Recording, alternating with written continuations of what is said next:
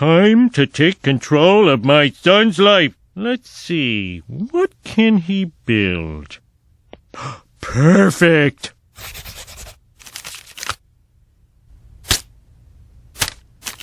The Washington Monument? Washington Monument. I did it! I helped my son! Helicopter Homer, away! Black Hawk down! Black Hawk down! You're listening to the podcast, So There I Was. This is episode 44 with CandyMan. CandyMan, and it was awesome. It was indeed. So he was one of our listeners that reached out. So you who are listeners who have good stories, reach out. You are going to enjoy this ride. CandyMan took us for a ride through Afghanistan, through Iraq.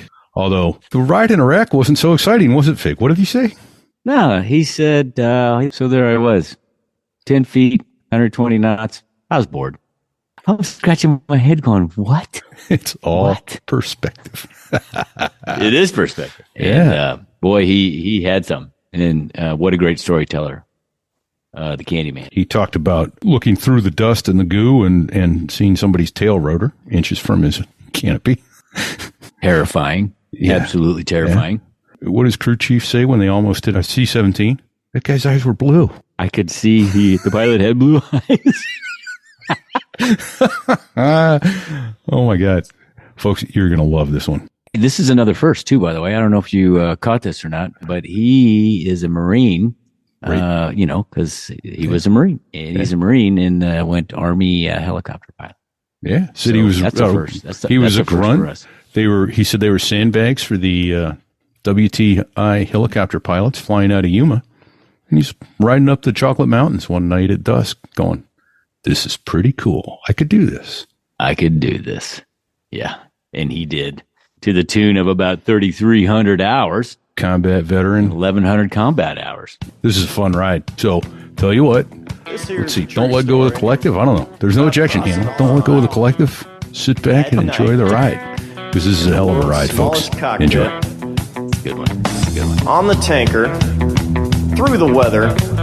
Oh, and to the tanker crew who did that. Thanks a lot. We really appreciated that. I'm just kidding. No, I'm not.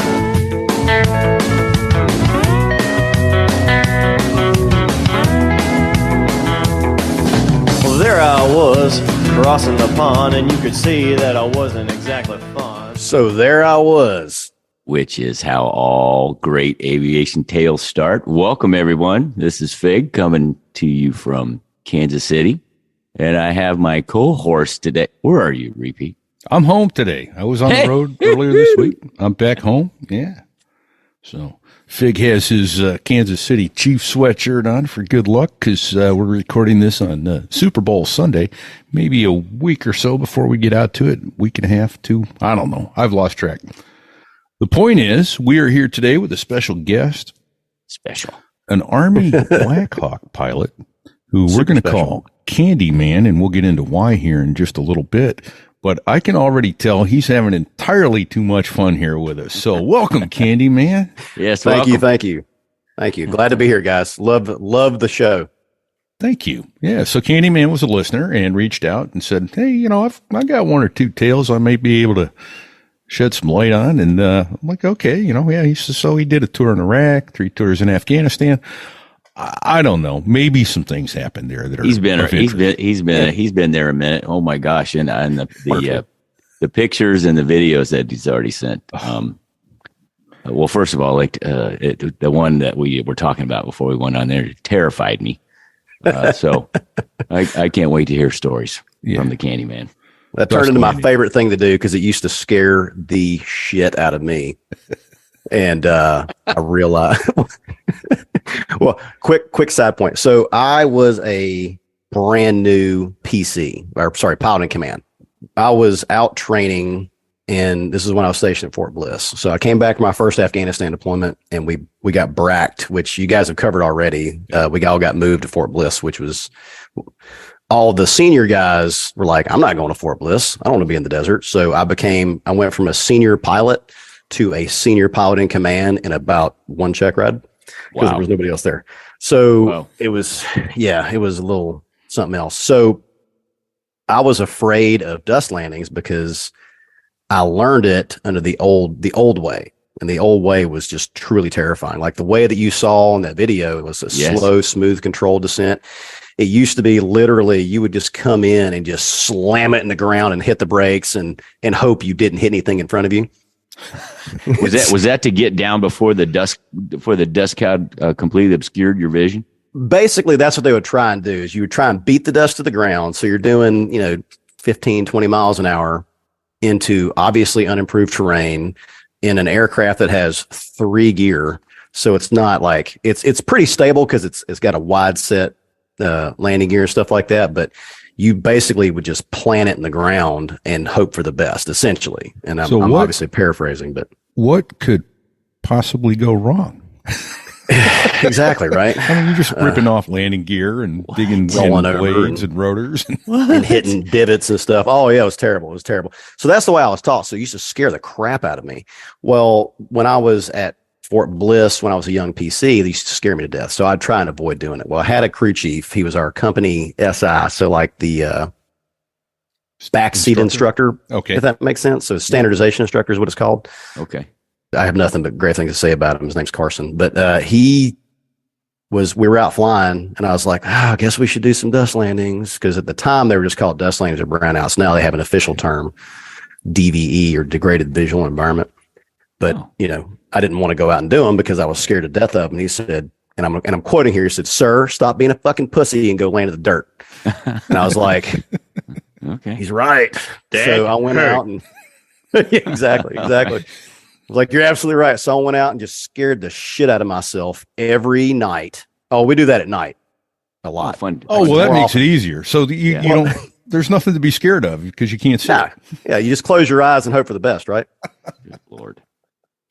So I went out every night and just scared the bejesus out of myself over and over and over and over and over until I stopped being scared. And then that was when I started getting better at it because, it's like before, like when you're getting in a fist fight, the first time you get punched, everything kind of slows down. You kind of calm down a little bit. Once you get over that fear of it, you can then think and process what's going on. So that's proof that you guys are knucking futs. Okay. All right. I have a burning question I got to ask right out of the gate. This is, you know what? If you don't want to answer it, CandyMan, it's okay. I'm just going to pester you until you do. All right. Well, first of all, it's a 2-part question. How many hours in rotary aircraft do you have? I'm on the sunny side of 3,300 total. I am so I'm retiring in about like 7 or 8 months, and I am 2.5 hours short of 1,000 hours of goggle. That's the last thing that I want to do is break 1,000 MBG. And then I've got like 1,100 and something combat hours, somewhere in that area. Okay. So, 3,300, that's a lot. That's a lot in a helicopter. Yeah. My back will tell you about it too. How many times have you crashed? Crashed? 0. Okay. All right. So, knock on wood. Okay. So you've never bent metal. Well, there's a fine line between crashing and bending metal. I have bent metal. Okay. We were doing surprise a dust landing in this is Afghanistan Part 2, the sequel. You have to name the sequels. I don't know if you knew that or not. What year was Part 2? Part 2 would have been 2013. Okay. So my deployments were, I did a year in 10, 11, and then I went back again in 13, and then I came back again in 15, 16. We had some overlap in 10, 11. Oh, really? Where do you ever go up to Mez or kill a guy or? Well, we flew out of Bagram. Mm-hmm. And the only places I can think, were you flying H-60s at the time or 47s? 60s. I just started flying 47s about 2 years ago. We went all over the place into those little fobs that had. How about Maymana? Because I actually saw a C-130 land at Maymana, and then they back taxied, and they were just. Was that up in the northwest part? It sure was. It sure was. Yeah, it looked like the moon, sort of. Yeah. There. Yeah. Well, yeah. Yes. I was there doing med chase, so I might actually watch you land out there. To be honest with you, because we all were like, "Hey, there's a C-130 coming in," So we came outside the wall and watched. We parked so it was a Norwegian fob, and they had like their modified Hueys doing medevac. So we got to country. We were the first combat aviation brigade. We were the first ones to go to that part of the country as a brigade. So when we got out there, we went to one of the places we went to was Maimana to do medevac. I'm not a medevac pilot. I'm an air assault pilot through and through. And we can explain the difference in there's 3 distinct BlackHawk pilot types. There's medevac, there's the CAC guys, command and control, they do VIP stuff, and then there's air assault pilots. I'm an air assault pilot. I'm going to clarify that one. Okay. But so we would go and do med chase for the medevac birds because they don't have guns. They have a Red Cross. You're not allowed to carry guns, Geneva Conventions, so on and so forth. So we would fly behind them and basically pull top cover. So if anybody started getting squirrely, we'd swoop down and shoot them with our door guns, essentially. Okay. Because Apaches can't keep up. They're too slow. I did not. I wasn't aware of the 3 different distinctions. I just figured, what the hell do I know? Yeah. I'm learning. This is, I just learned something. Yeah, there's very different. So all the 47 guys are pretty much the same. They're all like, "Hey man, it's all good, whatever, dude," because their helicopter does so much stuff. Sorry, sorry, Goose. Okay. Our helicopter does so much that they can be really chill. Whereas Blackhawks, I mean, I grew up in a 1975, the height of 1970s technology, in a steam gauge Lima with a 128D GPS, and all I had was a little yellow needle to point where I was going, and that was it. We're doing time on targets plus or minus 30 seconds, with a flight of 7 based off of that. So it was kind of, rip your hair out. I remember those days. Oh yeah, it's super fun. But I will say this, one of the most satisfying things in the world to me, now granted I am weird, but one of the most satisfying things in the world to me was when I was short final, leading a flight of however many, 3, 4, 5, 6, whatever, no matter. And we're in low and the dust is kicking up. The crew chiefs are calling the dust. And I just glance down at the clock and I'm just like right on time. And then I just put it on the ground. That is the most satisfying feeling in the world because it's hard, like doing all that stuff. And when everything's clicking and the stack calls, I don't know if you guys talked about a stack yet. I can't remember. I don't think you have. So, No. A stack is, and it's pretty much for permissive environments like Afghanistan, Iraq, and stuff like that. What they'll do is you'll have various assets, whether it be F-16s, F-18s, AC-130s. We love the AC-130 guys. Occasionally they would laze the wrong LZ, but that's okay. We're not going to hold that against them. And then you would have, 3 or 4 different UAVs and stuff like that. And what they would do is they would stack them. So like down low would be the Apaches, above them would be the F-16s, above them would be the F-18s, and so on and so forth. And it just kind of varied. Okay. So you would talk to all these people, all these entities on the way in. You would give timing calls and stuff like that because, it all needs to work together. If it is working together, it's beautiful. Everything's clicking. You give a call and then you get 6 calls back, and then the rocket goes out for the illume shot. And then, hey, the lights are on and you can see, and it's fantastic. I just really love doing that stuff. I may have interrupted you. I think you were going somewhere before I started firing those questions at you about flight times and how many times you crashed. Were you going? Did I totally derail your thought? Probably. I squirrel pretty hard nowadays. Just ask anybody at work. They'll be like, "Oh, Delp squirreled again." Oh, that's funny. All right. Okay. I lost my train of thought. I was thinking about what you were talking about, the stack, and then my mind went back to the stack. Okay. I can tell you about the time I bent the airframe a little bit, just a small. That's where we were. Okay. All right. So there's a little panel. So what we're out doing goggle dust landings as with a younger guy.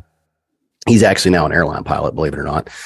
There's quite a few of us who have become airline pilots. But anyway, so we're out there doing some training, and this is when I was still kind of figuring out my technique. And I was like, no, you got to stick it in the ground because that way you're on the ground. This is earlier in. This is before I figured out the slowest, smoothest, fast situation. Sure. So essentially, we're coming in and we stick it in the ground and we rolled into like a little rut that we couldn't see because it's zero loom in Afghanistan. And Fig, you've flown it. Did you guys ever fly goggles in C-130s? Always. Okay. Because most of our flying in and out of the hot places, we're always at night. Yeah. So you know how dark Afghanistan is. Now, I'm sure like overwater stuff is darker than that, I'm sure, but there is nothing like Afghanistan at night because the illume, and I'm sure you remember this, it's the weirdest illume I've ever seen. So it'll be zero illume for 3 weeks. There will be a day or two of 20 or 30%, and then you'll have 100% illume for 3 or 4 days, and then 2 or 3 days of 20%, and then it's zero again. Yeah. So it's dark, and all you can see. And that's based on the phases of the moon, right? Yeah, exactly. Yeah. Exactly. Okay. Yeah. Right. Yep. And it's like most places, there's, it kind of starts to get bigger and then it gets a little bit, then it gets smaller and stuff. For some reason, that country, I don't know what it is about where it's located on the earth, but it just goes from like extremes. It's very unnerving when you're descending through the mountains and you can't see the mountains. It's not fun. We call that that's darker than the inside of a cat. I always use the phrase darker than the inside of a well digger's ass is what we always used to say. There you go. I think I'd rather be in a cat. Just saying. That might be a title. I think I'd rather be in a cat. Anyway, Well, Man. all right. So Afghanistan, second phase 1. What are you calling phase? What were you there earlier than 10, 11? No, that was my first one. So I went. Okay. So obviously, I was in the Marine Corps and Semper Fi. God bless America and God bless the United States Marine Corps. Right. So did the Marine thing. I was in infantry for 4 years. Got out. Met my wife actually when we were downrange. Actually, not downrange. We were deployed to Okinawa. So I met her in Okinawa, which is a whole other story. But anyway, best thing, just as a side point that ever happened to me is up there reading a book. But that's beside the point. So we got out of the Marine Corps, came home. I was a fireman for like about 2 years, so drove a tractor trailer on the side, kind of thing. Yeah. And I went to flight school in 2008. Actually, on April Fools of 2008 is when I shipped to go to Warrant Officer Candidate School. And the reason that I had to be a warrant officer, the Army is the only service that would let me fly for 2 reasons. A, I don't have a college degree, never went to college. And 2, I was blind as a bat before I had LASIK. Okay. 2800 vision, I believe. Oh, jeez. Oh, yeah. I was real bad. LASIK That's like works. beagly lined. Yeah, I was bigly lined. And so I got this eye surgery, and the Air Force was like, nope. The Navy was like, oh, we don't care if you have LASIK, but it can't be past this refraction. Well, I was a quarter of a point past what they would even allow me to fly anything. So it is what it is. GoArmy.com. Did you have that surgery before you went in the Marine Corps? No, after. Okay. I got out of the Marine Corps in 2004. I had the surgery in 2006, I think it was, because you had to let it rest for like a year or 2, I think, before you could go to flight school. Okay, yeah. Wow. Okay. Nice. So, And are you 2020 now or close to it? I'm 2015, actually, even to this day. I got this is actually a funny side point. When I was a saw gunner in the Marine Corps. I was an 0311, the most basic. Yep. Remember humping that thing around? The saw wasn't so bad. It was all the damn ammo cans. Right. Oh, it went through ammo so fast. Oh, Jesus. Yeah. It's a squad automatic weapon saw. Ooh. yeah. This is an M249. A funny side point about like the reason I learned about like flying helicopters, because I'd never really thought about it before. I was in 2nd Battalion, 7th Marines. This is even before I met my wife, actually. This is a long, long time ago. We've been together for 20 years. So we were doing WTI. I know you guys, I can't remember what it stands for. Weapons and Tactics Instructor. There you go. We were the sandbags for all the helicopters and stuff. Okay. So we were out there just doing air assault after air assault after air assault, running through the jungle, or not jungle, running through the desert and shooting stuff and so on and so forth. Well, We caught a ride through the Chocolate Mountains at dusk in the back of a 53, and they're just shucking and jiving down through these mountain passes. And I was like, I could do this. That's pretty awesome. I could do this. Right. Well, fast forward to the second time we went back. So we deployed to Okinawa, which is just a regular UDP, nothing crazy. Just your standard Marine Corps. You're going to go somewhere kind of thing. Come back, go back to WTI. Now I'm a corporal. So now I'm important. Well, I was in the front I was the chalk leader and had like you remember the cranials that they would wear like on ships and stuff? So they would just give us one. So I'm wearing this cranial and I'm hearing the pilots talk, and it's like John and Bob. I don't remember. So John's like, "Hey Bob, who's buying the beer for the debrief tonight?" And I was like, and I'm listening. I'm like, what did he say? And he's like, "Oh, it's Johnny's turn. It's his turn to buy a beer for the debrief." And I was like, "Hold on a minute, gentlemen. Let me just get this right. I'm going to go run around through the desert for like 3 or 4 days, and you're going to go back and drink beer? You guys are going to go back and drink beer over a debrief. This all sounds good to me, right?" Exactly. I was like, I need to do that. Fast forward, 20 years, and here I am. How about that? That's awesome. Oh, that's perfect. Yeah. Yeah. Man, so unprofessional, though, Fig. We never debriefed over beer, did we? No, absolutely not. Well, these were helicopter jockeys. Maybe they do something different. No, you believe me, don't you? Come on. Oh, yeah. Oh, absolutely. 100%. Never. Oh, man. Oh, that's awesome. So you came. So you're really not an Army guy. You're really a Marine. You're like wolf in sheep's clothing. Exactly. You're a Marine. I still root for Navy and the Army helicopters. Yeah, exactly right. Yeah. I catch a lot of flack when Army wins the Army Navy game because I still root for Navy to this very day. Good. Go. As you should. Yeah. Okay. For me, flying in Afghanistan, I mean, I know what that was like for me. I think for you, it was a little more personal, a little more up close. Yeah, so maybe. Tell us about typical combat flying day in Afghanistan. Well, so there's a lot of different things. I was either blessed or not blessed to do a lot of the screwier, more fun stuff because I get bored real easy. I got a real short attention span.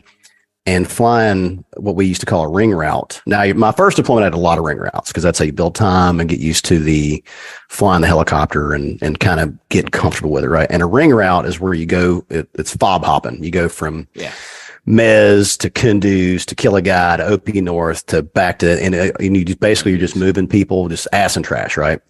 Yeah. And that's what most of us did. The majority of Army helicopters were doing that sort of a thing. Now, Apaches would go do Apache stuff and so on and so forth. But then we had what we call DELOPS or deliberate operations. So my first deployment, I got to do 1.5 because I was super rookie.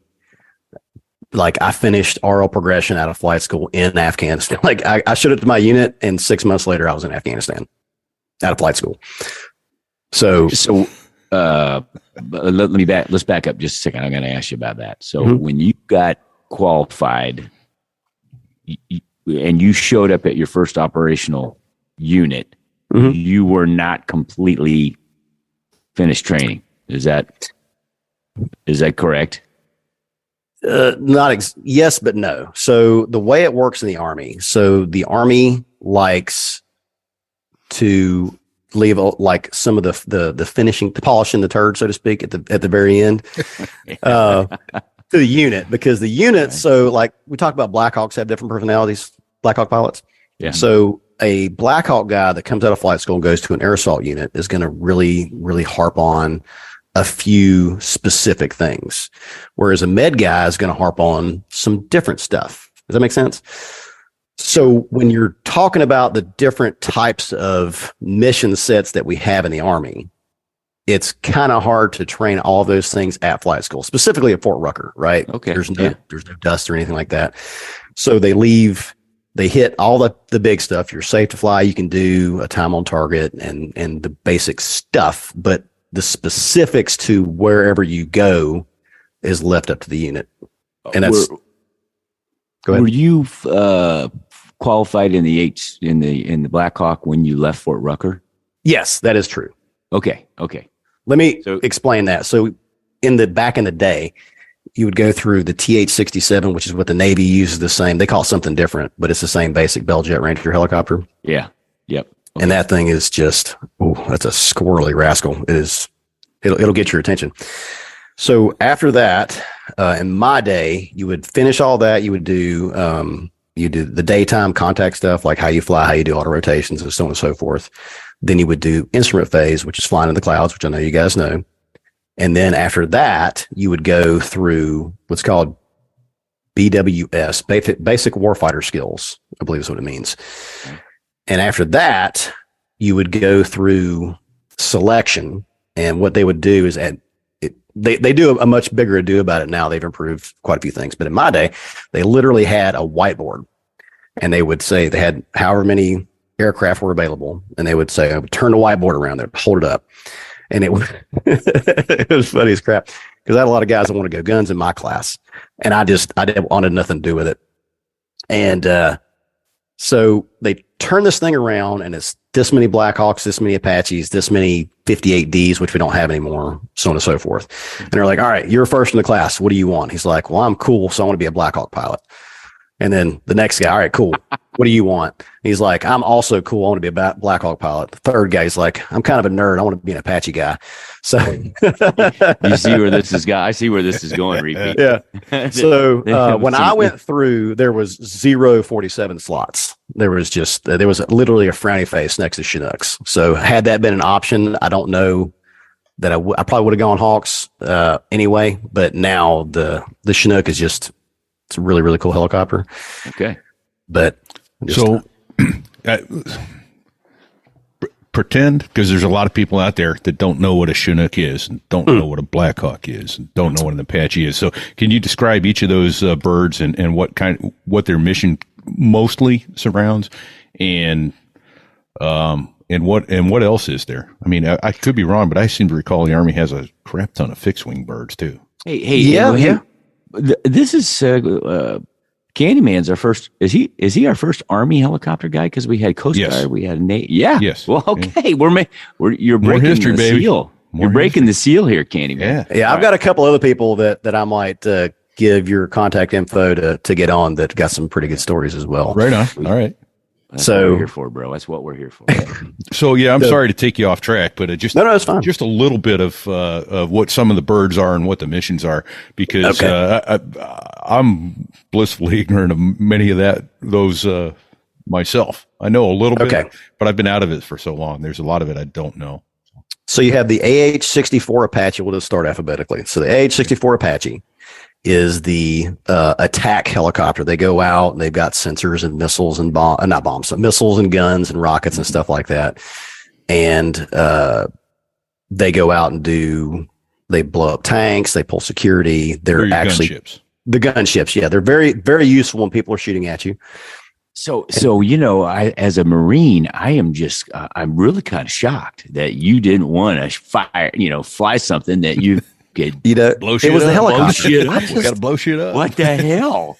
What happened to you? Did that saw wear you out? You're like, no. It was the helicopter itself. If we had Cobras, like if the Army had Cobras, I would have been a Cobra pilot.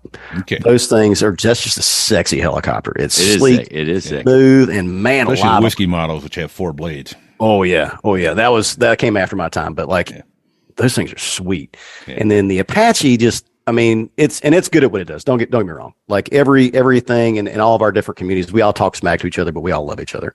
Yeah.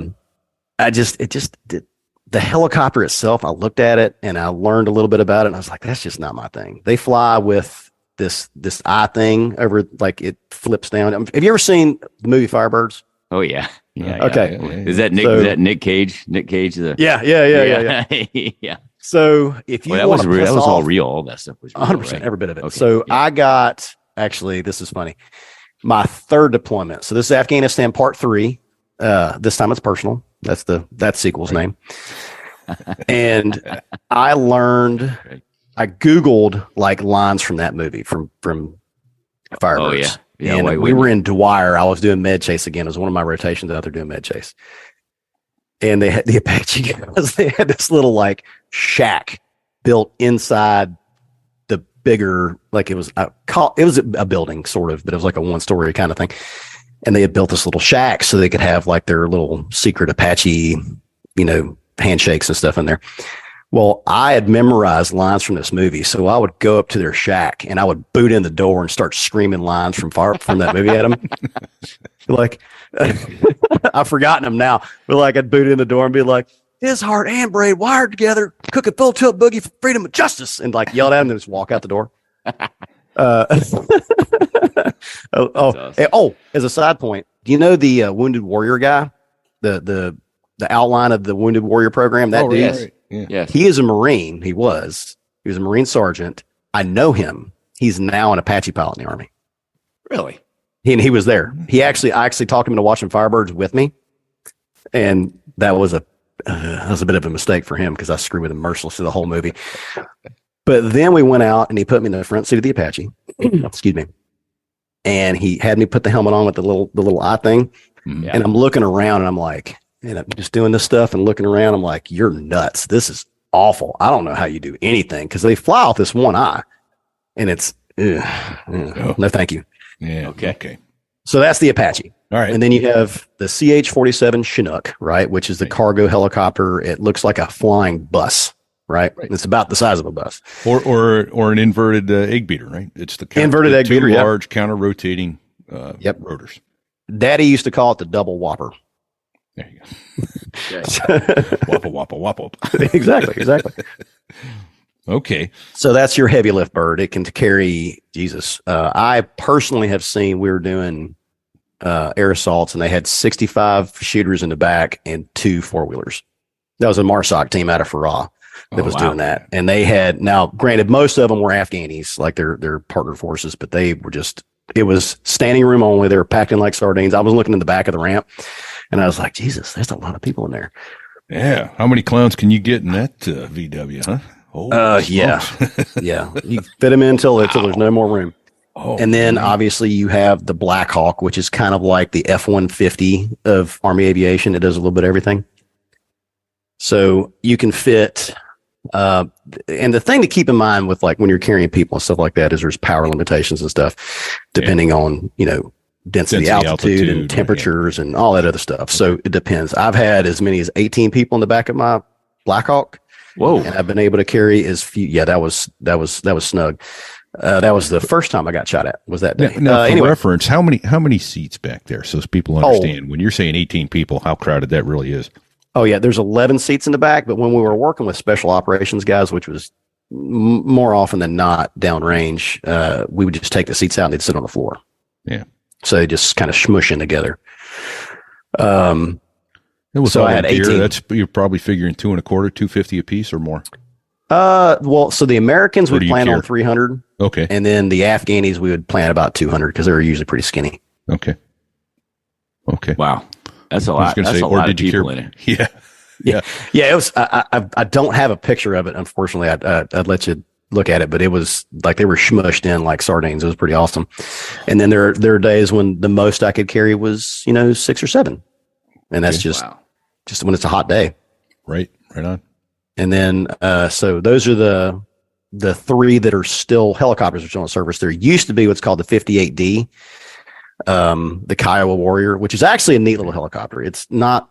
It was designed originally as like a VIP transport, like back in the 70s. Okay. But the Army, being resourceful, started strapping guns on it, and then it turned into the 58D, and they would Now do that was scout like missions. that was a 2-seater bubble helicopter with the some kind of a pod over the rotor. Exactly, yeah. It's like a big Bell Jet Ranger. Okay. It had 4 blades and had that like thing on top, the siding pod or whatever it was. Read license plates or something. Oh yeah. No, well, they didn't need that to read license plates. They were usually about 4 feet off the ground, so they could just read it with their eyes. Goodness. So those guys were crazy. They, I know a friend of mine, when I went through the IP course in the 60s, he was a 58D guy, and we were just, kind of trading war stories. He's like, yeah, I got hit by an IED one time. And I was like, would you land on it? Because that's how most of us would hit an IED. You land on it. He's like, no. It was on a motorcycle, and I wanted to see, it looked kind of weird. So he flew over top of the motorcycle and did like a bank thing to look at the motorcycle. And about the time he got just past it, they popped the IED and it blew a hole in his tail boom. Holy shit. Yeah. So he flew back. Oh, God, I can't remember the fob. He flew back to the fob, wherever it was. And he lands and he's like, oh, I'm not straight and centered up on the pad because, professionals use the center. So he goes to pick back up. Well, when he went flat pitch, put the collective all the way down to land, the last little bit on the tail boom just gave way. And he goes, are you shitting me? And fell off there. Yeah. So it like, boop, like that. Hit the ground. So he goes to pull power back in again. He's like doing this stuff. And he's like, no, all the crew chiefs on the ground run over and like, no, stop, So he goes flat pitch. He got into a little bit of trouble for that one because they're like, why would you do that to a motorcycle? And he's like, I want to see if it's an IED, which made sense to me, but and it turned out it was. The answer was yes. The answer was yes. That is very true. Indeed. Okay, there you go. Holy smokes. And just to quickly cover it, I think we might have already, but just want to circle back. FOB is Forward Operating Base, or FOB. So yeah. Yeah. Okay. Yep. And then we do have airplanes also in the Army. We got C-12s and UC-35s. I think they are. They're like the business jet thing. You know what I'm talking about? Yeah. Cessnas. Yeah. Yeah. So, Cessna citation. So they. Barbie jet. Exactly. Those things are tiny. I got to ride in one once and I was like, this thing is little bitty. But they do basically VIP transport and that sort of thing. And then there's the RC-12, and then there's RC-12. Yeah, RC-12, and then there's another one that I can't remember what it's called, like the Dash something or another. It's a bigger 4-engine thing, and they do like Intel kind of stuff out of it. I don't really know what they do. Can't tell you. Interesting. Yeah. I couldn't tell you if I wanted to. I have no idea. When do you know? And I guess it doesn't matter. But when did the Army get rid of Hueys? Roughly. That would have been probably like completely out of the Guard and Reserve and everything. Probably the mid '90s, I would say. Okay. All right. Because that was a big utilitarian light lift helicopter. We had them in the Marine Corps for the longest time too. I don't know. Still got them. No, they're still there. Yeah, they got the, I think it's the Zulu model Hueys. 4 blades. Can't make any more than that. Zulu, you're out of letters. Yeah. Well, they'll wrap it back around. Alpha. That's right. Here you go. What do we know about the Marine Corps? The Marine Corps will find a way. Oh yeah, that's right. They will find a way to cheap out and not buy a new airplane. Absolutely. Yeah. No, they'll do an upgrade to it, and then they'll call it the UE Alpha. Yeah. So Afghanistan combat tour a couple times, and then Iraq also. Yeah. Right. Where were you flying out of Iraq? So I was based in Taji. So at the time I was the battalion SP, which I'm not 100% sure how to explain. So like the Army is set up differently than everybody else. We have platoons and companies and battalions as opposed to like squadrons. Okay. So each company has a certain amount of platoons and stuff like that. Well, the company has 2 instructor pilots and a standardization pilot. And the standardization pilot is in charge of those 2 IPs, right? And he kind of runs the program for that company. So when you move up to, obviously there's a battalion level SP who kind of is in charge of all those SPs, roughly. And the rough equivalent of a squadron, I would say, roughly that size. Okay. That makes sense. Now, the big difference is I was an active duty, like regular Army guy for my first 3 the Afghanistan tours. And then on my Afghanistan part 3, our Chinooks were reserve Chinooks. And these guys were badass. Like there's the Marja story. I'll take a quick side point into Marja. So Marja was the day of holy shit in 2016. Okay. It was the 5th of January, 2016. Okay. Spell that for me. I'm sorry. And this is Afghanistan, right? Yeah, this is southern Afghanistan. It's just north. It's in the Helmand River Valley. So like, the not fun part. Yeah, north of Kandahar. No, it's west of Kandahar. It's quite a bit west of Kandahar. So Okay. did you ever fly into Dwyer by any chance? Yes. Okay, so it's between Dwyer and Bastion. Oh, okay. Right. All right. I know exactly where you're at. Yeah. So there's like it's like a thumbprint of it's weird. Anyway, so let's get back to the thing with Marjorie, because I'm gonna start some squirreling again.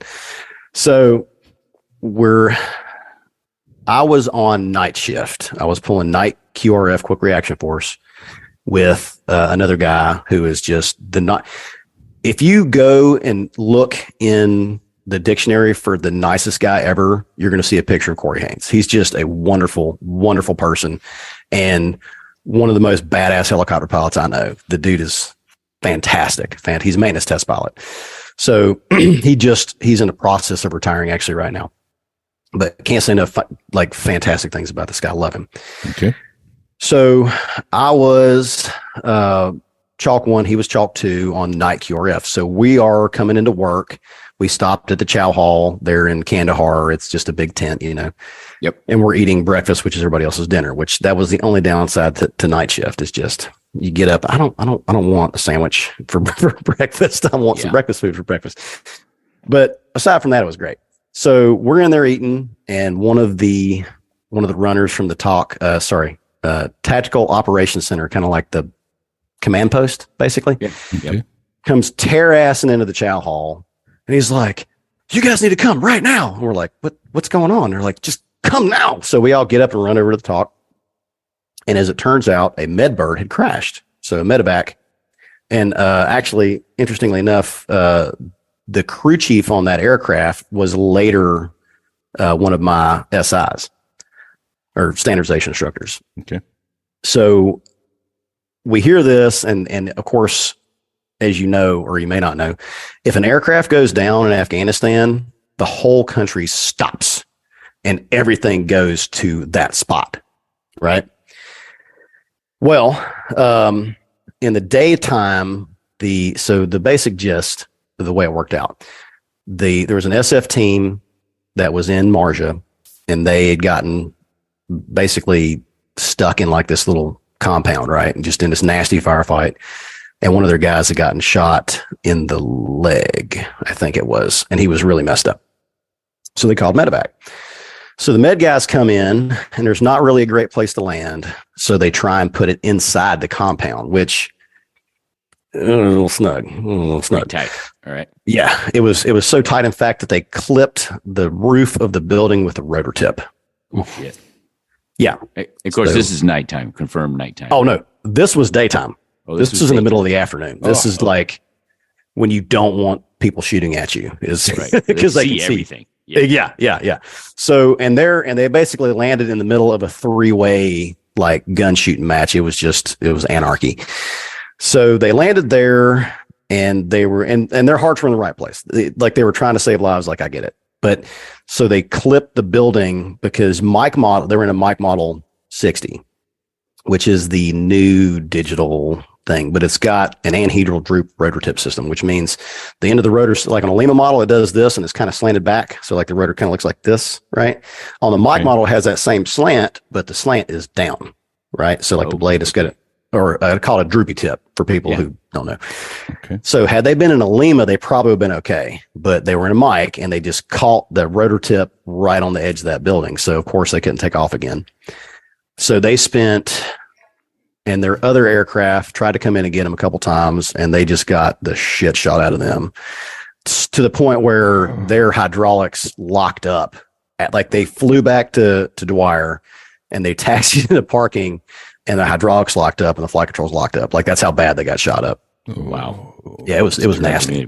Oh yeah, they got tore up. So we have an aircraft on the ground in the middle of a firefight, and this thing, like, they were getting mortared. There's literally a mortar hole through the stabilator, like that big wing thing. So if you look, I don't know if you see it right. This thing on the back, it's called a stabilator, and it keeps longitudinal stability, so it keeps you relatively level, right? So it's a big wing back there, and mortar around through that thing. Through it. It went through the stave because it's just aluminum. It went through the stave, hit the ground, and exploded. Like, it was just, I use the phrase shit show And there's not really a better way of explaining it. It was just a mess. So we're trying to get in throughout the day. Not me. I was asleep. So they're trying to get in throughout the afternoon and get these guys out, because it happened in the early afternoon, I think. And the weather was crap. It was like 501. Like there was a low cloud deck, and it was just the perfect storm of nastiness. So fast forward, they're unable to get the guys out, right? So I get rousted from my lovely evening meal, and as well as the other guys in the crew. And me and Corey had fairly junior, well, not junior, they were younger guys. They were not nearly as experienced as our first deployment. One of them was, I think they might have been, no, one was a PC, our pilot in command, and the other one wasn't yet, I think. But they were good guys. They just weren't very experienced. You know what I'm saying? Yep. So we go to the talk, and the battalion commander, this guy was a combat commander, the likes of which I had never seen. We called him the Cougs, and people still talk about him now with like reverence. Like this guy was like, if you were bringing the fight to the enemy, you were good, you know, and that was all he cared about. He never wanted to go past battalion command. So he was like, we're doing it now, and it's business time. So we go in there and talk to him. He's like, all right, guys, talking to me, you and Corey you guys are going to fly out there as a flight of two. And then you two are going to get in the same helicopter, and you're going to take the senior crew chiefs, and they're going to get in the back with you. And you're just going to be my on standby. I don't know what I'm going to do with you yet. Just get out there. So we obviously launch, we fly out there, and we shut down, and we walk inside, and nobody really knows what's going on. The 47s, the unit that I'm currently with right now, as a matter of fact, put in like, Jesus, like 100 dudes, SF cats and their partner forces. And they moved to the target. And now you can't see my hand gestures, but they moved to the target, and they kind of helped secure it a little bit, but it was still in the middle of a firefight. So they are there. We fly out, and they're like, all right, here's what we're going to do.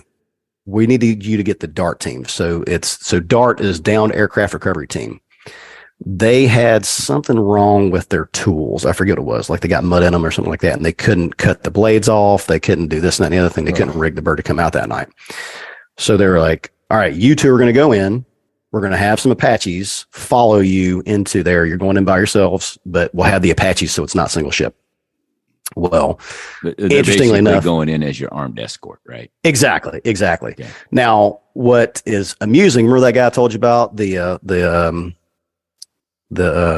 Marine that was in Yes. Yep. He was the PC on that aircraft, believe it or not. Just as a side point. Okay. The Wounded Warrior program guy. Yeah. So they kind of came back towards Dwyer. We launched, and then we're kind of flying towards Marja. And these guys were like, all right, we got you. And then as we're coming in, I'm looking down, and it's just, I can still picture in my head. It's crazy. So there's an AC-130 dropping to denial fires. So they're just, there's stuff blowing up on the horizon. Like it's just, there's tracers. It's just it's wild. So I'm looking at all this, and I look over at Corey, and he's talking to the stack. He's engrossed in what he's doing. Yeah. And then my crew chiefs, and one of the crew chiefs was one of our platoon sergeants. And this guy has just been in combat his entire career. He's done some stuff.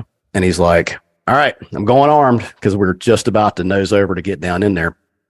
And I was like, all right, Timmy, here's how you buy the big one, buddy. So I had that little moment to myself, and I just fuck it and nose it over, you know. So I'm I'm screaming at the ground. And it's something we do in Blackhawks. We take the doors off so we can see better, because the armor in the door is like glued to it, and it's about the size of a piece of paper. So I'm like, I would rather see. So we just take it off, and it doesn't matter, and I can see better. So we're now at this point, zero illume. What time of day? Now, what time of night is this now? This is probably 2-3 o'clock in the morning. Okay. All right. So it's the darkest zero lume night, Sure. as of course you're familiar with. You're I am inside of a cat, but you get all this great lighting now with tracers going everywhere and explosions. Oh yeah, that's shit going on. awesome, super awesome. It's really easy to see with tracers, all this stuff. Anyway, so and also it's behind the stuff, so I'm moving towards the target. Well, I'm also literally knocking dirt off my wheels with the tops of trees because I am seeing all this, and I'm like, these fuckers are not going to shoot me. That ain't happening. So I am just in it and down in the 120 knots to the treetops. Doesn't sound fast, but I tell you what, it feels fast. I was completely task saturated. And at the time, this is my third, I probably had 1,500 hours, somewhere in that area. Maybe closer to 2,000. That's some serious time. That's some good experience. Yeah. And this is my third deployment to the same country. So like, I'm fairly comfortable. I mean, I'll say comfortable, but I knew how to do stuff. Yeah. This wasn't your first rodeo. Not my first Obviously. rodeo. They wouldn't have put you in that position if it was. Well, you were there. You were there that night because you were the guy. yeah. And also Corey and any other guys. And so Corey is basically talking the stack. And as we're flying around, there's some trees that are taller than other ones, and like he would talk to the stack and then he would say 12 o'clock, and I would crank it over, because when you're worried about tree height, you might be too low. Well, too low is a relative term. Yeah. So when people are shooting at you, can you get too low? Well, there's that. Well, there's the ground. I mean, as long as you don't hit the ground, right? Yeah. Right. Well, we actually know a guy that beat the ground too. We're trying to get him on the podcast, but that's a whole nother story. Keep going. Yeah. All right. So we're pushing into the target, and I know roughly where it is. I saw a picture of it on imagery before we left, so I know roughly what it looks like. But the picture is from directly overhead from like a UAV. Okay. So I am pushing to this target with this little bitty yellow number 1 needle, and it's literally like that big on my steam gauge. Yeah. So I know I'm getting close. I'm watching the counter countdown. I'm like, I'm getting close, but I don't know where it's at. So I pop over a tree line, and then I see an SF dude, just as cool as a cucumber, like lays on the ground, like land here. So I do the biggest whoa boy of my entire career. I just low boy. Oh, sorry. That's when you pull the nose, you stop, basically. Okay. So what you do is you yank the nose up, and then you bottom out the thrust or the collective, depending on what you're flying. You put your left hand down and your right hand back. And what'll happen is it's like a big speed brake. Okay. So you do one of these things, and then I did like a kind of a turn thing and landed right next to the building. Well, the clot wall. And so I stuck it right there, and I like lean out, and I'm looking out the door, and I see this SF guy, and I'm picking up the dart team. And I see this SF cat like pointing, like, don't step here because you're gonna, and he's with like a little like a flashlight. He's like, don't hit that because you'll fall. And the dart guys are coming out, and I see one guy hop over the thing, the second guy hop over the thing, the third guy doesn't look and just smack, like face plants. So I'm laughing my ass off in the middle of this LZ with just tracers going everywhere. It was one of the funniest things I'd ever seen. And that picture in my head, it was hilarious. So, and it was one of the sergeants. So they all get in the back of my bird, and I'm like, all right, let's make like a tree and get out of here. So I just yank the guts out of it, nose it over, and we come blasting out. And once we got back out over the desert, I just did a cyclic climb and came back up to altitude. Now, what was funny about this is, remember how I said the Apache guys were following us in, providing top cover? Right. Yeah. They didn't see us at all until I did the whoa boy. So the guy that I was talking about, the Wounded Warrior guy, Right. he's like, dude, I didn't know where you were until the very end, but that was a cool whoa boy. So we stuck it in the ground, and we got him out, whatever else. So we went up having to go back the next night because they were in there. Like, there was a firefight there for like, I want to say 2 or 3 days. It was just a big, nasty, nasty thing. Oh, wow. But we wound up the next night sling loading this helicopter out. And this is where the 47 guys come into the story. I'm not going to say their names, but I work with one of them currently. And when he walks, you actually hear a clang noise from, from the big balls he's dragging. Those things are made out of brass. So this dude is, and what's funny, so this happened in 2016. It's 2023 now. And every once in a while, we'll still tell stories about this to each other. And the guys who weren't there, like, Jesus Christ, again. Right. So, so this dude is sling loading this helicopter out of this Kalot, right? In a 40. So the 47's 100 feet roughly, I think, above it. Hold on. Picking up. Hold on. Sorry. I want you describe in detail sling loading. I know what you're talking about, but just pretend I don't know shit. Okay. Sorry.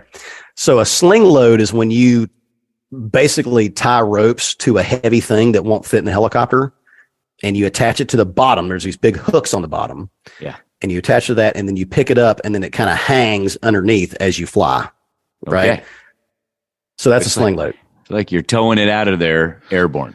For the Basically, second time yeah. today, I have to ask the question: what could possibly go wrong? Exactly. Oh, by the way, people are shooting at you while you're doing this. Oh yeah. Well, that's the thing. So this guy, he's, and it wasn't he wound up doing this like 2 or 3 more times. That deployment, Afghanistan Part 3 was bananas. When I got back from that, like, I don't think I had PTSD or anything like that, but like I was used to operating at that high level of stress for so long that when you come back from that, it takes you a while to calm down. Oh yeah. And I didn't, the funny thing is I didn't realize that I was weird, right? I was like, what are you talking about? I'm perfectly normal. Wife's like, honey. Yeah. You're a little weird. You're a little weird. Well, so it took me like a year and a half to calm down, 2 years maybe to calm down after that, to get back to my normal operating system. I can relate. I can so relate to what you just said. Right. Yeah. It's not always this horrible thing. You know, sometimes you just get used to operating at that high level stress, and it takes a while to kind of decompress. You know? So these guys are hanging out at like 100-foot hover, just with their ass just hanging out over downtown Marcia, like the worst part of the country at that moment. Of course, you know, it moves. And there's just tracers. And I'm sitting on the ground in that same spot I landed the day before. I'm there again, but this time with a flight of 2. So we're in that same spot, and I'm just looking up. I'm like, those motherfuckers are crazy. Like, tracers going everywhere, the whole 9 yards. And they lift this helicopter up, and they just go on their merry way, just as cool as a cucumber. Wow. And off they go. And they take it back over to Dwyer, and they drop it off, and it's just, this thing is Swiss cheese. I've never seen. And what's funny, medevac guys seem to think that the Red Cross makes people not shoot at them. Are you kidding me? It's what they aim at. It's a target, right? Yeah, it's exactly the bullseye, so to speak. I have never seen a medevac helicopter that has gotten shot, right? And I've seen there's quite a few. So every single time a medbird gets hit by ground fire, there's at least one hole in a cross. I'm just saying. Yeah. Right? Every time. Here. Aim here. It's a good, it's red and white. A good contrast point for the visuals to pick up. Yeah. Oh yeah. Oh my gosh. Okay. So that was here's something that it hit me when you said it. And so I want to come back to this point. So you mentioned this guy with the giant balls. Yeah. Is in the process of hoisting this down helicopter up and going to haul it off in the middle of a firefight. All this is going on. But you said, I'm sitting on the ground looking up at it, and I'm thinking, being on the ground in the middle of a firefight is probably not a good spot either. What the F? The place that we like, that particular area was relatively okay. Does that make sense? Like the SF guys had kind of pushed Did you have out, some cover? I was going to say, it sounds like you had some cover and you were below. There was trees. I mean, there was trees. All right. Yeah, okay. Yeah, no, they weren't going to see me on the, well, I mean, theoretically, of course. I mean, I didn't get shot, so I guess they didn't see me. And were you guys there to haul more people out, or did you take people in, or what was it? We carried people in and then back out again. So we went in, landed, dropped them off, and then came back and picked them up later, unless I'm mistaken. Okay. That part's a little fuzzy. I don't 100% remember, but I do remember sitting on the ground being like that like looking up, because like there's just nuts, bananas. So actually the reason I'm now an AGR in the reserves is because of those guys. Because I'm not going to leave my active duty unit of badasses to go and be a part of a crap unit. You know what I'm saying? These guys, and they still are awesome people, and they do really good things. And they were like, hey, why don't you do this AGR thing? Or why don't you join the reserves? I'm like, man, I got 15 years active duty. I'm not quitting now. Right. 5 years of retirement. And they're like, do this AGR thing. And I'm like, what's AGR? And they're like, oh, you're active duty, but in the reserves. And I'm like, you're messing with me. Right. You're like, what? How's that work? This sounds awesome. So I came back from that deployment and I went down to Rucker. I was supposed to go down there to be just like a regular line IP down there at flight school. And I wound up getting pulled into the G3 shop, which was like the cakest job at Fort Rucker. It was Piece of cake.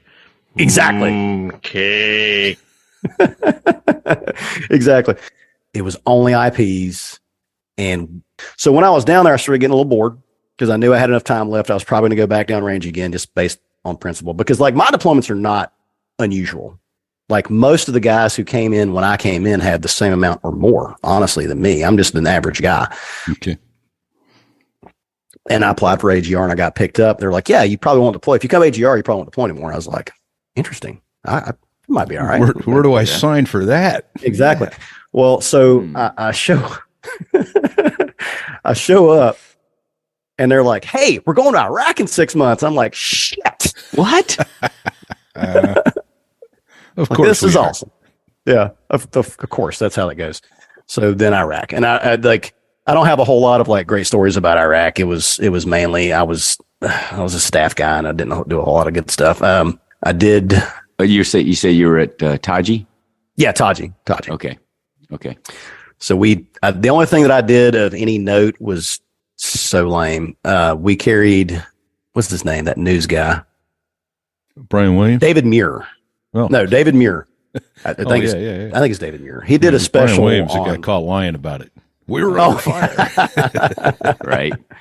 Just be who you are, man. Just tell the truth. So David Muir wanted to do a special on the war in Iraq right at this time. And this is 2019 when this is going on. So, Okay.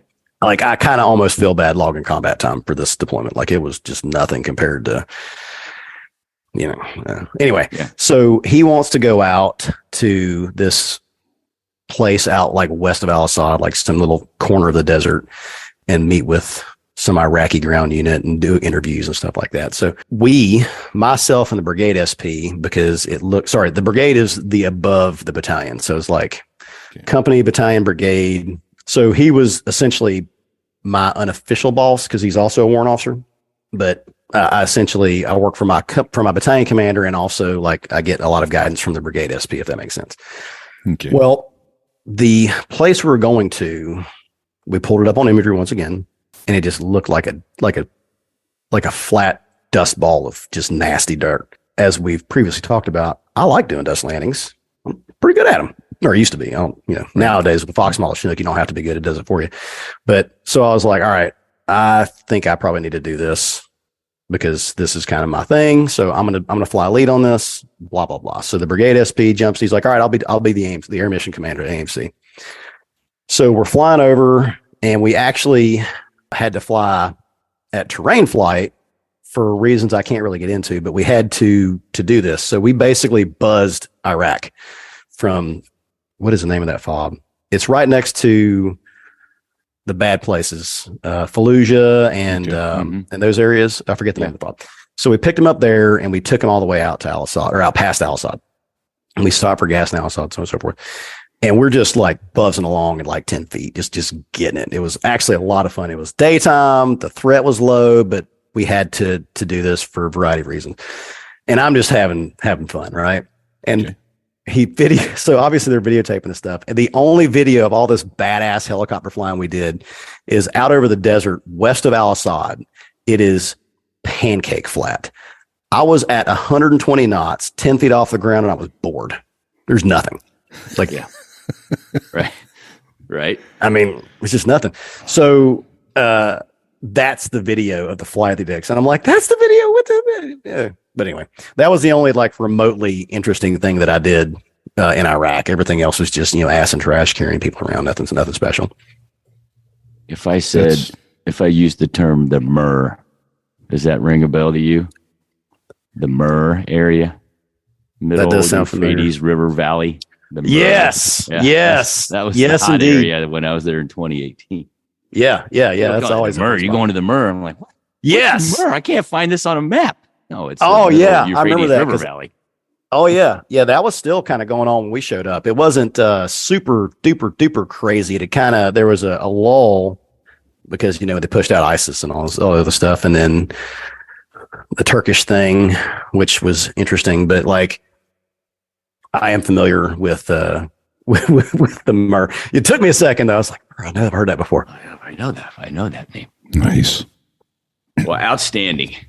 Holy cow. I think we got another show title possibly in there too. 120 knots, 10 feet off the ground, and I was bored.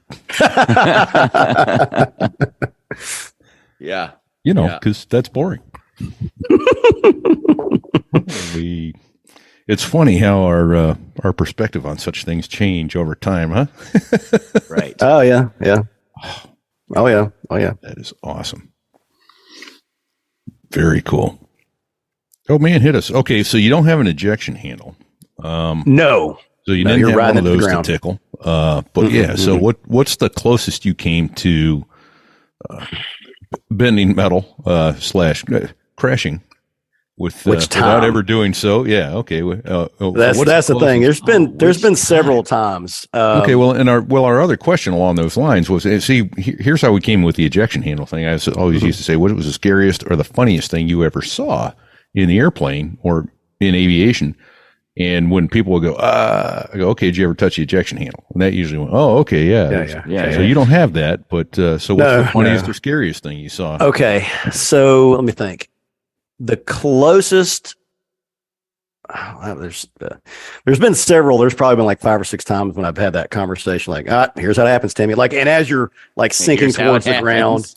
and you're like, here it is, buddy. And I've had that conversation at least a half a dozen times. Okay. All right. So the first time, because I remember that one pretty good.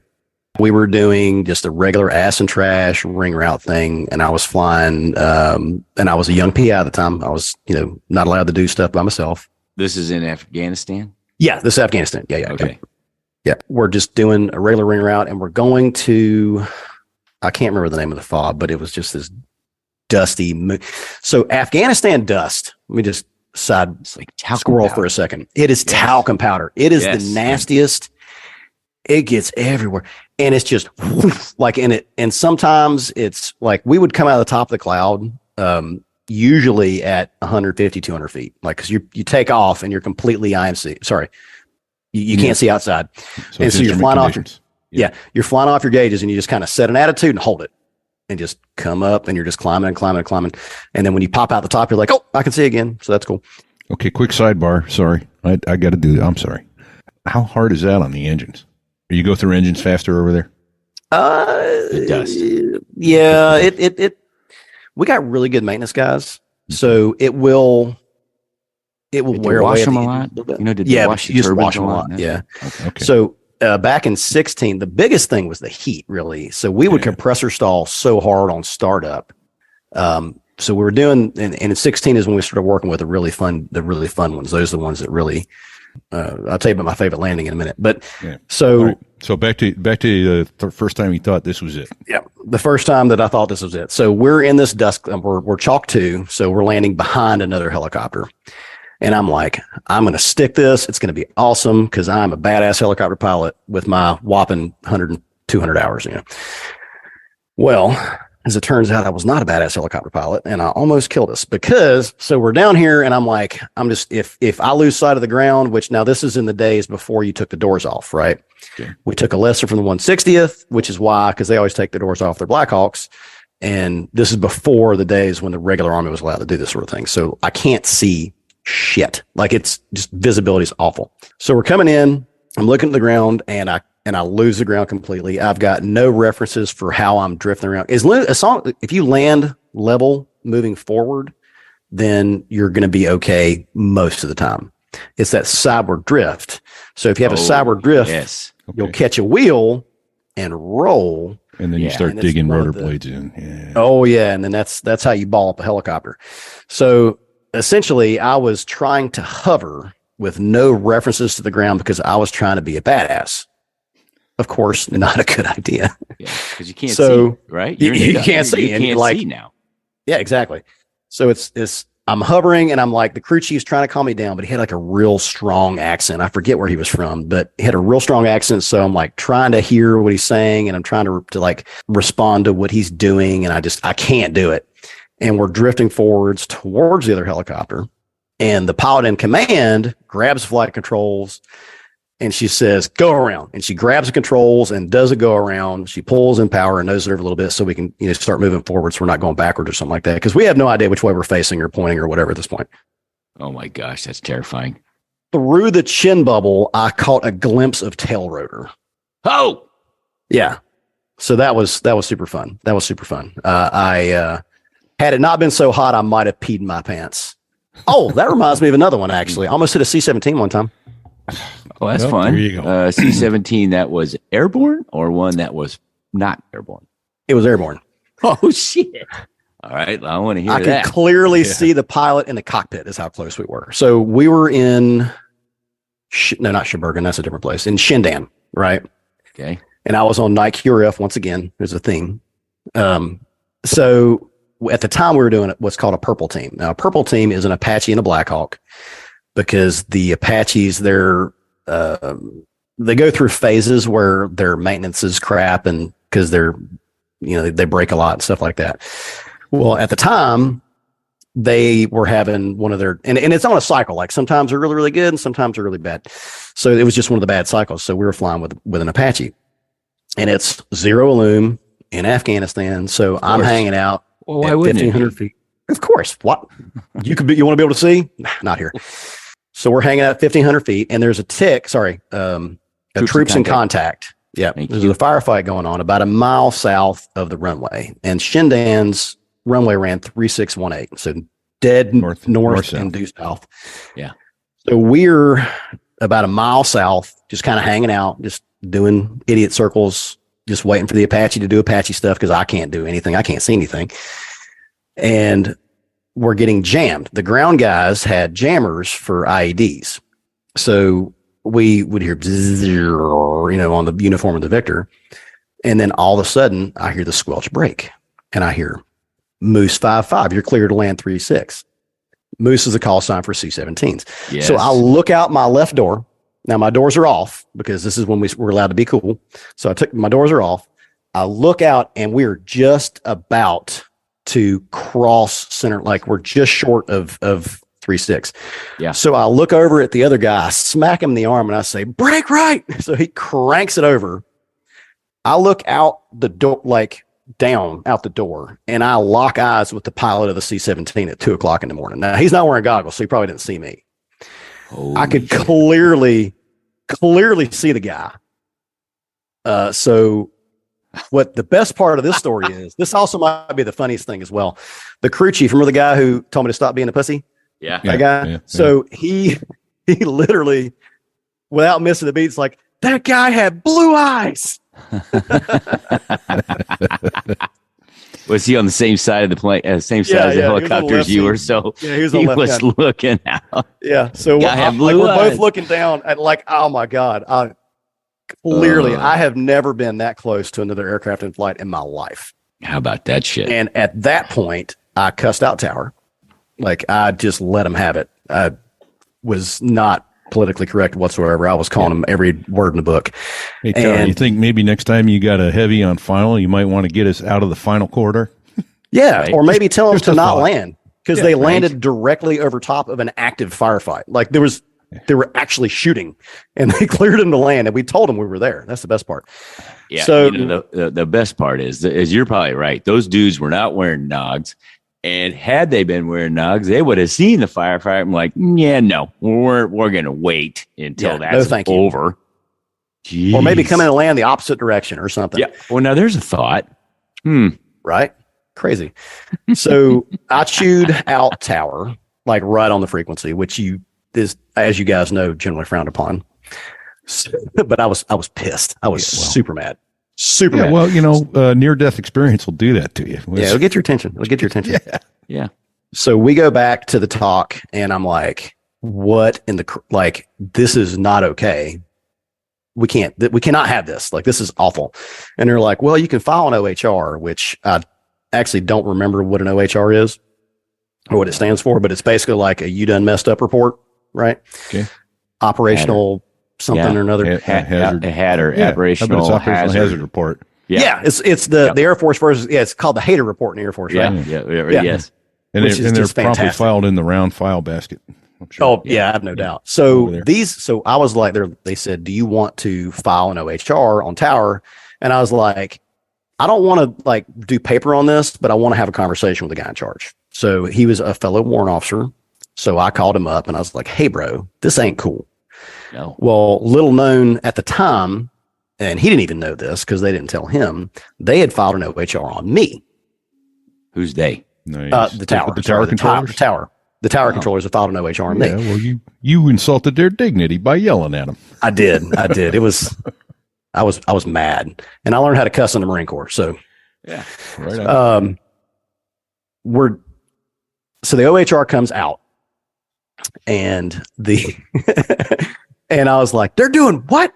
And the guys in charge were like, it's okay. The C-17 crew filed a hater report on them, so they kind of equaled each other out, I guess. It was a 2v1 and you guys were going to win. Oh yeah. Yeah. Well, I don't think I've been that mad in a helicopter in my entire life. I was pissed. Okay. Well, it's terrifying. Oh yeah. I'm just glad we were above them. If we'd been below them, it would have been really bad. Oh, you'd have gotten thumped by the wake turbulence. It probably would have Flipped us over done or some something. damage. Oh yeah. Yeah, that Absolutely. would have been good. Heavy, slow, everything out. Yeah, that'd have been a big wake too. Jeez. Yeah. That'd have been nasty. I'm glad we're having this conversation, CandyMan, and you didn't end up in a bunch of pieces off the end of the runway there. Well, it's like you say, better lucky than good, right? Oh yeah.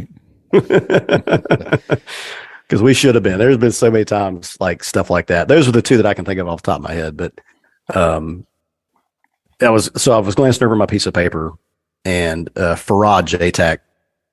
You're talking about the call sign thing. So Farah is a town just south of Shindan. It's over Little Mountain Range.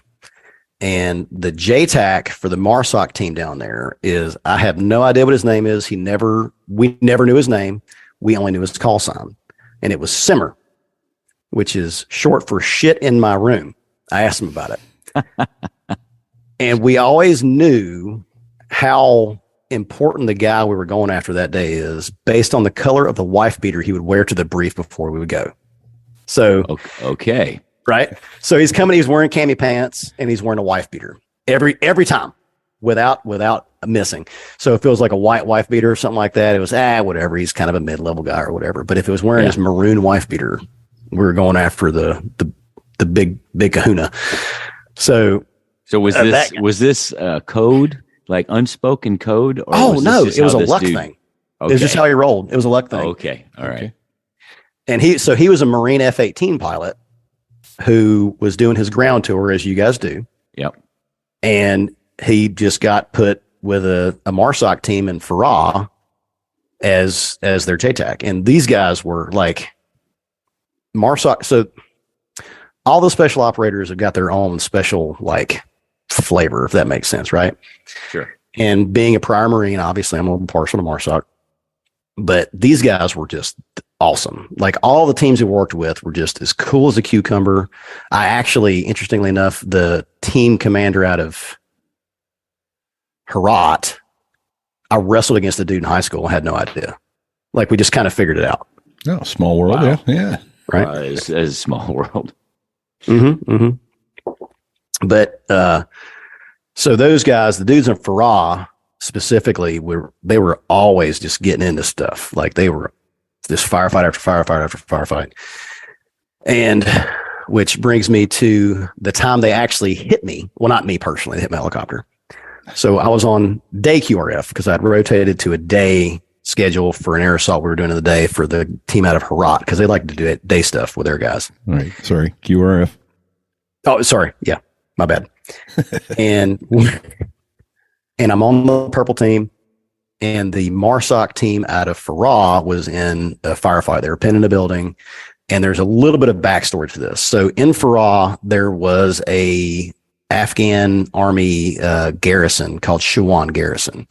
Well, they were doing, I forget the name for it, but they were doing like a meet and greet with the local Afghan leaders like about a week before. Okay. And an Afghani walked up and started shooting them. And so 2 Marines and their dog was killed. And this is literally not like 7 days before the incident I'm about to tell you about. And I remember what year was this? What year was this? This was 2013. Okay. Yeah. So, and I remember because I had to carry the second Marine died in the hospital in Farah. The first one was DOA. The second one died in the hospital in Farah. And I had to go down and pick him up because I was still on nights at the time. I had to go down and pick him up and carry him back up to Shindan to be shipped home on a C-130 or whatever it was. And that was the most gut-wrenching thing I've ever seen in my entire life. This like group of badasses carrying their buddy out, putting him on the helicopter, and we shut all the way down, and we're cranking back up, and we're inside the fob, so I can lose the lights and stuff like that. Mm-hmm. And I'm just watching this, and I'm on the verge of crying myself. Yeah. Everybody's just super duper emotional because these are the baddest of the bad. Like, you don't become a badass Marine with, you know what I mean? Oh, yeah. So I'm cranking up, and I turn on the light in the cockpit so that I can crank, and it's just full of moths. There's moths flipping all over the place. And I'm like, well, I can't go on a moth killing spree while this is going on. So I just like dealt with it. And we cranked up, we took him, and we did the whole, the honors thing, and we landed and so on and so forth. And to this very day, if there's like a bug flying around my face, it just drives me nuts. I hate it. But anyway, so that's the backstory. We are on QRF, and we get launched, obviously, to go down to Farah for these guys that got themselves. They went out. They were looking for blood. Okay. So they're in this. Sorry, I got to answer. I got to ask again. QRF stands for Quick Reaction Force. Sorry, I missed it. All right. Yeah. So we're on Quick Reaction Force, and we get launched in the purple team. It's me and an Apache.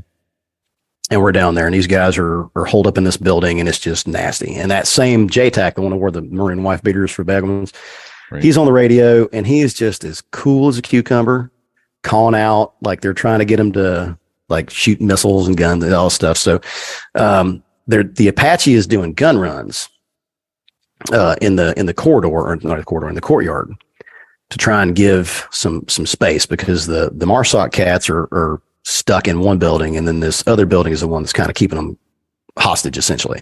Okay. The nastiest firefight I've ever seen from the sky. Like, I literally saw a dude pop out of a hole in the roof with an RPG, clear as a bell. I'm at 1,500 feet in a turn, like looking down. And I look down and I see this dude pop out of with an RPG on his shoulder and shoot it, but he was an idiot. So he hit the wall in front of him, and it was just far enough, I guess, for it to explode. So like about 15 feet in front of him, like I see this huge explosion. I was like, holy crap. Dude just fragged himself. Yeah. Oh yeah. It was amazing. Whoops. Whoopsie.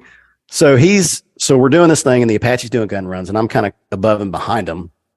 So they shoot, they do the break, and then I'm like above and behind. I do the break behind him, and we're in this turn, and I hear wham. And it literally sounded like a gunshot. So I thought maybe one of my crew chiefs got a little excited, and without my permission, had popped off a round, right? Because they're supposed to ask first, right? Unless we're in immediate danger. And I used to tell them this, like, if somebody's about to shoot us, somebody's about to kill us, you kill them first. Like, that was my standing rule. What kind of guns are mounted for the door for the crew chiefs?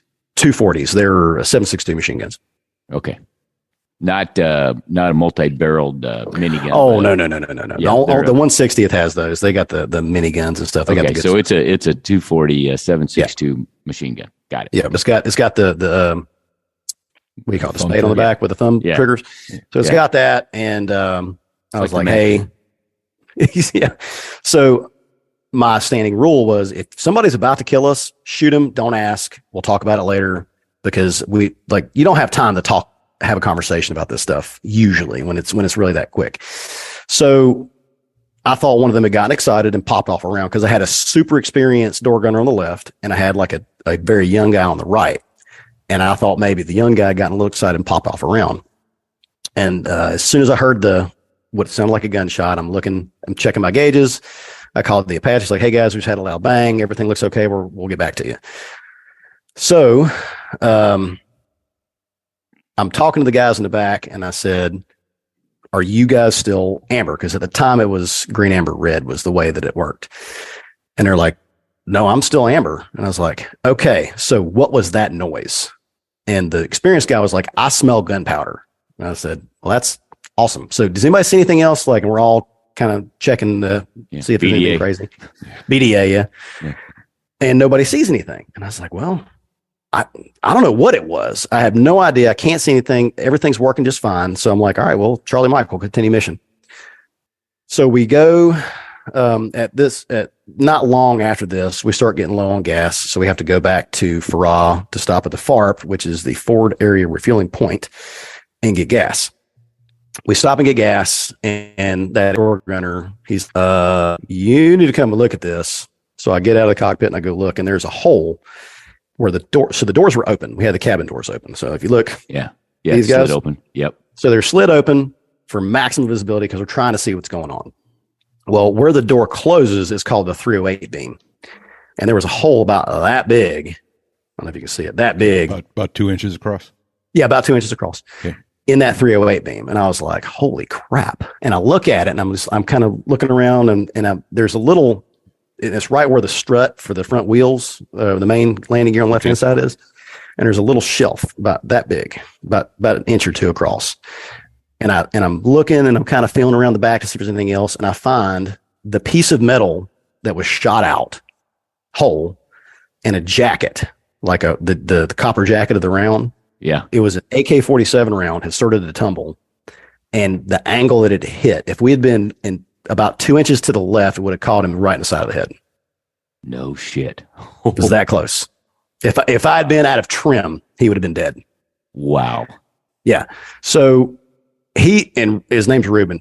Fantastic guy. Just love him to death. So we're there and I was like, bro. And he's like, I know. Yep. Right. So I took it, put it in my pocket, took it back, because you have to take it back to the TAC Ops guy for like battle damage and stuff like that. So, but the story's not over yet. We launch. I called back to the talk and I said, hey, we've had some battle damage, but it seems to be okay. The helicopter's flying fine. We can get back on target. So we go back over, and about this time, somehow these MARSOC guys had broken contact. I don't know how they did it, because they somehow did it without the Apache shooting stuff. MARSOC guys, what do you say? Okay. So they go back, right? They go back to Shawan Garrison, which is the FOB where their fellow brothers had been killed a week before. Okay. Right. So they're on edge, rightfully so, right? Now, of course, the guy that shot their buddies, they killed him, but you don't know who's bad or good at that point. So they're in there and they're calling us and they're talking to the Apache mainly, but I'm obviously monitoring their frequency. And they said, hey, can your BlackHawk come in and get these guys? They had 2 or 3 guys I think it was 3 guys that got shot up. And we can't get medevac started. And I don't remember the reason why they couldn't get the med started. The comms issue or something like that. And our SATCOM was down. And about this time is when the Apache's SATCOM went down too. So we don't have satellite communication. So we're pretty much only right there in that area. And they said, can your BlackHawk come in and get these guys? And the Apache called me and was like, hey, can you do this? And I said, just over the fires net, I said, I'm inbound, pop smoke. So I go in and there's like a wall and they're in the corner of the wall. So imagine a box, right? Okay. And in the lower left-hand corner of that box, there's like a pie, right? Like a slice of pie. And the Marines are all lined up in that corner, pulling security with their vehicles and stuff. And they're like, hey, land next to the trucks. We got to load you guys up with stuff. So I come in, and at this point, It's been a bit of a day. You think? Right. So I come in and I land, and it's confined space. So remember I talked about the whole thing where you slam it in the ground and you roll. Like, you can't do that because you'll roll into a building and crash. So I do, and luckily enough, by this point I'd kind of figured out how to do it without rolling forward. So I come in and I land in the dust, and it was just this nasty talcum powder. Just everything disappears. And we land, and I look over to the left, and I'm just maybe 15 feet from my rotor disc to one of the Marine trucks. Oh boy. And they're pulling security, and there's just like a sea of Afghanis like in front of me, like the ANA guys, the Afghan National Army. Yeah. And like that, they wore like a weird kind of camouflage at the time. So I'm looking at that, and I look at the Marines, and I'm like, this is not a great place, because I've got like this little armor plate that comes out on the side to like about here on me. Okay. So 6 inches in front of your chest. 6 inches from my chest, and there's no door. So they can clearly see me. My PI, I'm kind of on a 45. So like I'm on the left side of the helicopter, actually. Like I'm on the left side of the helicopter, and all the Afghanis are that away. My PI's over here with a wall to his right. So he pulls out his pistol, and like he's holding it in his lap, and he takes the safety off. And I look at him, and I was like, put that away. Because I'm between you and them. So no. Dude, He's taking cover, man. That's all. Oh, yeah. It's smart for him, but not so great for me. Oh, boy. Put that gun away now. So they load the guys in there, and we go back to Farah, and we're just like, we're getting it. Like, we're moving. Now, granted, Farah was maybe 10 miles from where we were, so it was really close. But I am wasting zero time to get these dudes back because they're obviously pretty messed up. Well, the Italians were there in between us and the FOB, and they were doing some little air assault, and they were inside the tack ring. So each airfield at the time had a tack ring, and you would announce where you were in relation to the airfield based on like a slice of pie. So each slice of pie had a different letter, like Alpha or Bravo or Zulu. Right. So you would announce where you were in that slice of pie, so everybody knew where you were. Well, the Italians are just messing around right inside the slice of pie that I need to be in, and I'm just going like the hammers of hell trying to get back to the house. And then I see, I don't remember what they flew. They flew like weird gunbirds. I can't remember what they were, but they were like weird European Apache kind of thing. Yeah. And I see one of those, and I was like, ah! And I just did like a cyclic climb. So I'm like screaming up to get over top these guys.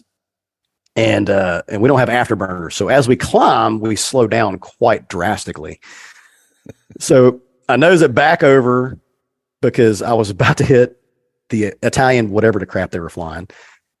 And so we get back to the FOB, and I was talking to Tower, and I was like, hey, there's some Italians just messing around out here in whatever slice of pie it was. And they're like, Roger, we didn't know that. They weren't talking to anybody. My bad. I was like, it's all right. So we dropped these cats off, and the good part of the story is they all lived. Everybody survived. So it wound up as a good day. A little stressful, but it was a good day. Yeah. Just a little stress. That was a day. A day. Yep. Well, thank you for that. Those amazing stories. Yeah, you've got great stories, and I bet you could keep going. But we're at like an hour and a half. Oh, really? Yeah, I know. Yeah. Wow, I didn't realize. We should probably wrap this thing up. I want to say, first of all, CandyMan, thank you for your service to our country. Indeed, thank you. Thank you. And also, God bless the United States Marine Corps and your service to the Marine Corps. Yut. Semper Fi. We got to say thank you to our what is Dave Hamilton to us? Repeat. He's our like our mentor. God. He's like the Godfather. He's our mentor. Well, thank you to Dave Hamilton for helping us put this whole thing together. Obviously, if we've said a few acronyms, you can look them up on our website. So there I was.us. We have a glossary page, and we may be adding a few new ones. I think we are today. Yeah, QRF. Thanks a lot. QRF's got to be on there. Man. Yeah, you're welcome. You're welcome. I'm here for you. Hatter. I don't know. I think there's several. I'd have to Google OHR. I still don't know what that means, but I don't either. We need to say thank you to our sponsor, Robin's Bird Braid Designs. And every time I say that, or you say it, I think, why don't I have my coaster in front of me? See if and mine I can come pick up it or up and not. show you. Oh, there you go. Oh, nice. Yeah, she can laser etch just about anything. Yeah. And we have, she did coasters for us. And mine have the our old squadron emblem on it with my call sign Fig. And I had my family's names put on them for Christmas. So that was really awesome. And she does great work. Rumble. Yeah. So there I was.us/Rumble. We're halfway there. We've got 51 followers. We need 49 more. Yeah. So if we get 100, then we don't have to pay to be on Rumble anymore. And so it's free. Sign up. Follow us. Go there and follow For us. the Do love it of now. Pete. Do it now. Yeah, Nope, listen to stop. repeat. Go back. You weren't fast enough. Go do it now. Are you listening, honey? Yeah, right. What else? We got to say thanks to our friends, the Dos Gringos, who, Great. as Repeat likes to say, is probably the best part of the Air Force. Right on. That's their music playing in the background, and they were a great interview as well. A few episodes back, their music is very funny. And very good. It's isn't very just funny, good. It's it's actually very good, and it's funny. It's One of very my crew chiefs poignant. introduced me to him back in 2010, actually. Yeah, it's good. They're good stuff. So what else? What am I missing here? Emails. Repeat. Emails. Oh, emails. Yeah. If you want to reach out to us like the CandyMan did, you can reach us at fig at sothereiwas.us or repeat at sothereiwas.us. You got questions? You want to throw somebody our direction to interview? We that's why we're here. So Yeah. guys like And I'm going CandyMan to take can this tell the story. opportunity to tease. We just booked yesterday someone who won the Navy Cross. Boom. That's all I'm going to say. Won the Navy Cross. Yeah, I'm looking forward to that one too. Yeah. Well, thank you, CandyMan. Thank you, guys. I really appreciate it. It was a lot of fun. Had a lot of fun. So Stay safe and check 6. that's it.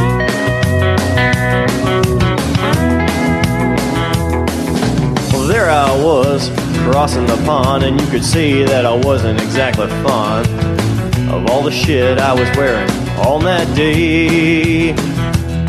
Now an F-16 is cramped enough, but it's even worse with all that stuff supposed to save your life.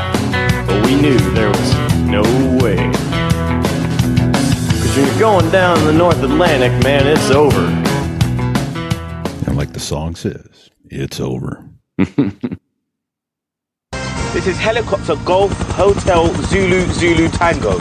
We have a casualty on board. Request guidance to nearest hospital. Our location. She shot out the navigation system. Hang on.